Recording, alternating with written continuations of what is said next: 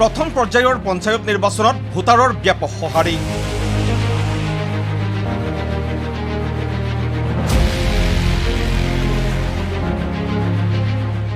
বিক্ষিপ্ত ঘটনাৰে অন্ত পৰিল প্ৰথম পৰ্যায়ৰ ভোট।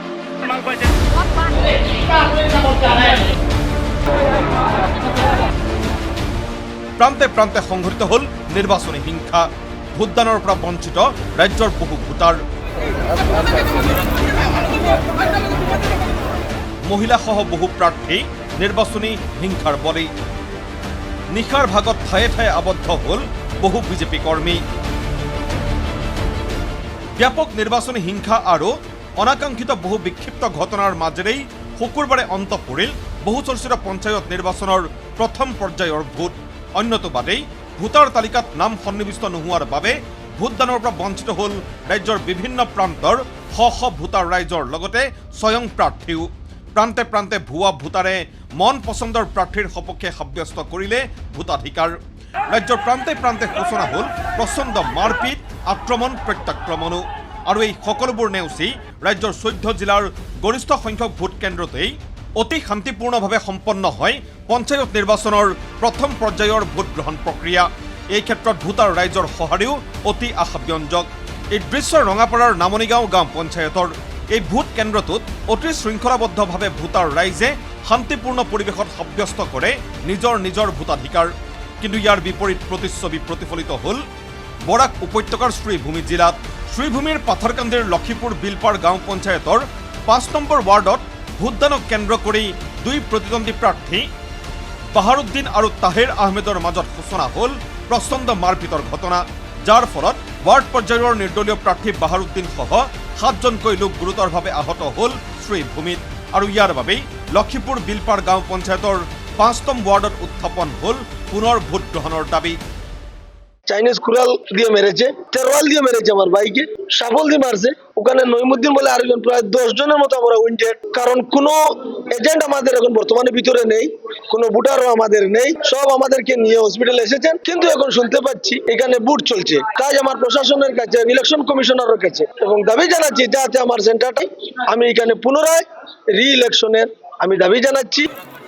নিৰ্বাচনী হিংসাৰ পৰা বাচি নগ'ল শ্ৰীভূমি জিলাৰ চেৰাগী জিলা পৰিষদৰ কংগ্ৰেছ প্ৰাৰ্থী কুবেৰ যাদৱ আৰু আনিপুৰ নয়াতিলা 5 নম্বৰ ৱাৰ্ডৰ মহিলা প্ৰাৰ্থী চাইৰা বেগমো।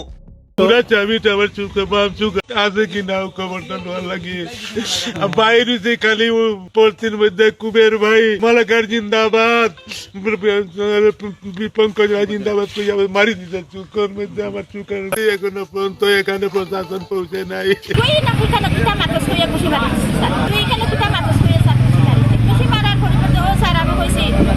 দেখো হে আমার যে ঘুষি মারিল আমি তারে কিটা করলাম ওই আমার বেটি মানুষের জন্য আমার রোজ সাদর উন্না সিরিয়াস আর কিন্তু আমার কার্ড আসলো কার্ডও সিএনজি পরে আমি আপনি টান দিয়ে আনছি আমার কার্ড।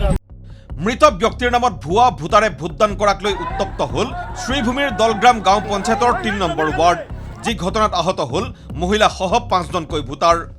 ক্যান্ডিডেট কইছে আমি ভোটটা দিতাম, তখন কই স্যারে কইছিল না হইতো না, তাই না আগে পাস দিলাইছি, তাই না আগে ভোটটা দিলাই। তখন কইছে না আমি ভোট দিতাম, তখন কইছে স্যারে আর মানছো এখনো ভোটটা দিতে। ভোটটা দেওয়ার পরে একটা ফলস ভোট ঢুকাইছে, ঢুকানোর পরে আমি অবজেকশন করছি, আইডি প্রুফ দেখিয়ে ভোটটা কাস্ট করতাম। তখন তারা স্যারে বাইর করে দিলাইছে, তখন আমার মারা আরম্ভ করছে। ক্যান্ডিডেটের নাম কি? Candidate Babul Hossain, 3 number ward, Dalgram GB, হিজিম দলগ্রাম জিবি। আমরা 4জন 5জন তারা মারছেন ওরকম। খুব ভোটদানক লৈ হোৱা খেলিমেলিৰ বাবেই ৰক্তপাতৰ সূচনা হ'ল কাটিগড়াৰ ফুলবাৰী তাৰিণীপুৰ গাঁও পঞ্চায়তৰ 2 নম্বৰ ৱাৰ্ডতো। এই ঘটনাৰ বাবে প্ৰায় এঘণ্টা ধৰি ভোট কেন্দ্ৰটোত ভোটদান প্ৰক্ৰিয়া স্থগিত ৰাখিবলগীয়া পৰিস্থিতিৰ সূচনা হয়। মানে আমার অপোজিট একটা ওয়ার্ড মেম্বারের ইয়ে আছে আর কি, তারা বুথ ক্যাপচারিং করছে। এরপরে প্রিসাইডিং অফিসারকে বেরিয়া লইয়া তারা একটু ধমকি দিছে। আমি প্রিসাইডিং অফিসারের খোয়াত গেছি যে আপনি যদি পারেন না সিকিউরিটি বাড়াই এই অবস্থায় পারবা না। আমরা ভোটার সব বাগি গেছেন, এখন তারা বুথ ক্যাপচারিং করিয়া তারা ভোট দিচ্ছে। কেৱল সেয়াই নহয়, হাইলাকান্দিৰ ভোট কেন্দ্ৰত অনাধিকাৰ প্ৰৱেশ কৰি নগুৰ নাকুতিৰ সন্মুখীন হ'ল সমৰ্থকসহ বিজেপিৰ অনুসূচিত জাতি মৰ্চাৰ সভানেত্ৰী মুন স্বৰ্ণকাৰ। রাতে রেগিং করার লাগে না, রেগিং করার লাগে ডিস্ট্রিক্ট প্রেসিডেন্ট রাতে রেগিং করার লাগে ঢুকছে। একদম শরম না হাঁচি। এই দৃশ্য নাৰায়ণপুৰৰ পানবাৰী গাঁও পঞ্চায়তৰ 7 নম্বৰ ৱাৰ্ডৰ প্ৰাৰ্থী পুতুল ভূঞাকো নিশা আবদ্ধ কৰি ৰাখে ৰাইজে। ইফালে ভোট গ্ৰহণৰ পূৰ্বে সুৰা বিতৰণ কৰিবলৈ গৈ এইদৰেই আবদ্ধ হ'ল নাৰায়ণপুৰ গাঁও পঞ্চায়তৰ 1 নম্বৰ ৱাৰ্ডৰ নিৰ্দলীয় প্ৰাৰ্থী পংকজ ভূঞা আৰু ইয়াকে লৈ খৰ্গহস্ত হৈ উঠে সাধাৰণ ভোটাৰ। নাৰায়ণপুৰৰ প্ৰতিনিধি তই নিজে এজন কেণ্ডিডেট, তোৰ নিজৰ ৱাৰ্ডত থাকিবলৈ তোৰ অৱস্থাই মদ খাই নিচা ফুৰা, এতিয়া ৱাৰ্ড মেম্বাৰ অৱস্থা এয়া। তই কি ৰাইজক নেতৃত্ব দিবি? গাড়ীত তোৰ মদ, তই এতিয়া ক'ত থাকিব লাগে? তই ঘৰত থাকিব লাগে, তোৰ ৱাৰ্ডত থাকিব লাগে নে তই এইটো ৱাৰ্ডত থাকিব লাগে? তই কোনটো ৱাৰ্ডত থাকিব লাগে? ইয়াৰ মাজতে শোণিতপুৰৰ মিছামাৰীৰ পৰা আহিছে বঙহৰ যুঁজৰ খবৰ, যি খবৰক লৈ উত্তাল মিছামাৰী। টায়াৰ জ্বলাই নিৰ্দলীয় প্ৰাৰ্থী লীলা নেৱাৰক গ্ৰেপ্তাৰৰ দাবী বিজেপিৰ, আৰু ইয়াৰ মূলতেই হৈছে লীলা নেৱাৰ তেওঁ নিৰ্দলীয় প্ৰাৰ্থী হিচাপে উঠিছে পঞ্চায়তৰ ৱাৰ্ড মেম্বাৰ হিচাপে। অপনেণ্ট কেণ্ডিডেট তেওঁৰ ৰাইভেল যিজন হয় তেওঁ ইণ্ডিপেণ্ডেণ্ট, দুজনেই ইণ্ডিপেণ্ডেণ্ট খেলি আছে। তাততো মোৰ কোনো দুখ নাই, কিন্তু তেওঁ মোক প্ৰাণেৰে মাৰিব বিচাৰিছে। এনেকৈ এটা পৰ্যায় পাইছে, মোৰ দাঁত ভাঙি গৈছে। মোক একদম প্ৰাণে মাৰিব বিচাৰিছিলে তাৰমানে, এনেকুৱা এটা অৱস্থা তাত। ইফালে ভুৱা ভোটাৰে ভোটদান কৰাক লৈ উত্তপ্ত হ'ল কাটিগড়াৰ নাজাবপুৰ গাঁও পঞ্চায়তৰ 5 নম্বৰ ৱাৰ্ডো, যি ঘটনাত আহত হ'ল 3জনকৈ ভোটাৰ। এই ঘটনাক লৈও কিছু সময় ধরে ব্যাহত হয়ে পড়ে ভোটদান। তারা যে অসলি আইছিলেন আমরা আগে থেকে জানি না। আমরা যখন হয়েছিল তো দুই জমে নূর আলম আর শাহাবুদ্দিন আমার ভাই, আর নূর আলম হয়েছিল আমার বাতিজা, এবারে 3জন যখন এবারে আলমগীর তার নাম ক্যান্ডিডেট হয়েছে না, ক্যান্ডিডেট তারা মাইজুর বলছেন হাজিরে ক্যান্ডিডেট মারছে, লেডিজে উপরে হাত তোলা হয়েছে। আনহাতে শ্রীভূমির আদিমগঞ্জ ফরিদকোনা গাঁও পঞ্চায়তৰ 9 নম্বৰ ৱাৰ্ডৰ ভোট কেন্দ্ৰৰ পৰা নিশাই চুৰি হ'ল বেলট। পাছত অৱশ্যে জিলা প্ৰশাসনে যোগান ধৰে নতুন বেলট।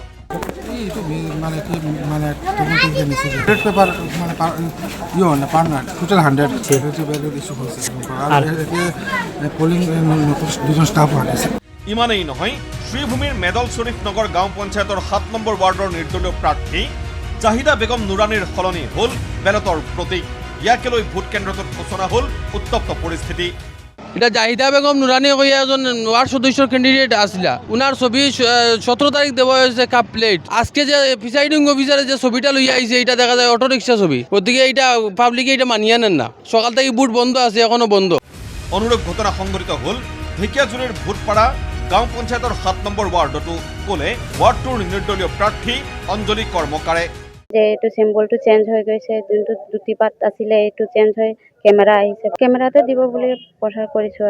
আনহাতে নিজৰ খেয়াল খুচি মতে পলিং বিষয়ে ভোটদান কৰাক লৈ উত্তপ্ত হ'ল ঢকুৱাখানাৰ ডাংধৰা গাঁও পঞ্চায়তৰ 10 নম্বৰ ৱাৰ্ড।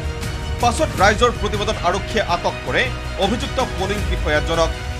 মই মোৰ মা আনিছিলোঁ, মায়ে দেখিব নোৱাৰে, কিবা খোজ কাঢ়িব নোৱাৰে। মই নিজে মাৰি দিম বুলি কৈছিলোঁ, মই লগত আছিলোঁ। তেতিয়া মায়ে কৈছে কিটো লগাম বুলি, বাল্টিন চিনত লগাই দিম। তেতিয়া কাপ প্লেটত লগাই দিছে, এইটো কাপ প্লেটত লগাই দিছে। তেতিয়া মই বেলেট পেপাৰটো লৈছিলোঁ, মই লৈ আনি পেলাই ৰাইজক দেখুৱাইছোঁ, এনেকুৱা 2 নম্বৰ কাম কৰিছে এই মানুহজন, এইটো পুলিং অফিচাৰে।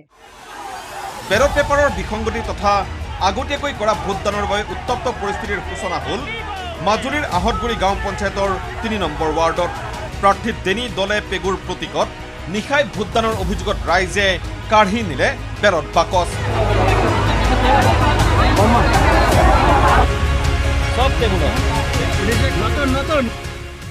বেলট বাকচ পানীত পেলাই দিয়াৰ ঘটনা সংঘটিত হ'ল শ্ৰীভূমিৰ ধলচেৰা গাঁও পঞ্চায়ততো, যি ঘটনাৰ বাবে ভোট কেন্দ্ৰটোত ব্যাহত হৈ পৰে ভোটদান প্রক্রিয়া। অশৃঙ্খলা বিশৃঙ্খলা করেন না কারণ আমরা এখানে নতুন সেন্টার, আমরা কোনো জ্ঞান তরবারি না বুঝছেন। প্লেট তারা পক্ষের মানুষ নিয়ে স্যার আমরা দেখছি না এই সময় মারির টাঙ্কা তারপর মাঝে মাঝে আসলাম দেখছি না তারা পক্ষ মানুষ নিয়ে হয়েছে মসজিদ না স্টুডেন্ট একটা ফুসকুন দিয়ে স্কুলের মধ্যে বানাইছে এটা আর দর্শন নয়। ইপিনে ভোটাৰ তালিকাত নাম নথকাৰ বাবে ভোটদানৰ পৰা বঞ্চিত হ'ল টিয়ক গাঁও পঞ্চায়তৰ 7 নম্বৰ ৱাৰ্ডৰ নিৰ্দলীয় প্ৰাৰ্থী ডিম্পী বৰা, যাক লৈ ক্ষুব্ধ প্ৰাৰ্থীগৰাকী। আমাৰ 7টা 30 পৰা হৈছে বঞ্চিত হৈছো।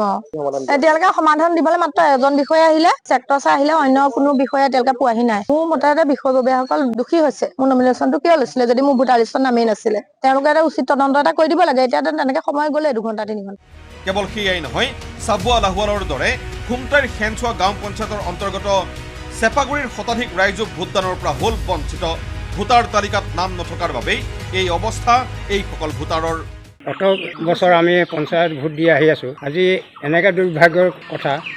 আমাৰ চপাগুৰি মানে 40জন মান ভোট কটকী চুটকলৈ গৈছে আৰু বাকীখিনি চপাগুৰি এজনো মানে নাম নাই লিষ্টত। গতিকে আমি বৰ দুখ পাইছোঁ।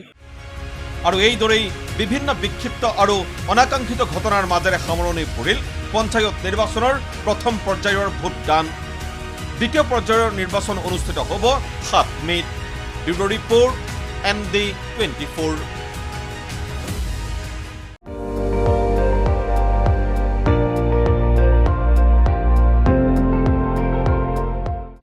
আপুনি চাই আছে ND24, সৰ্বশ্ৰেষ্ঠ নহয় সৰ্বোত্তমৰ দৌৰ।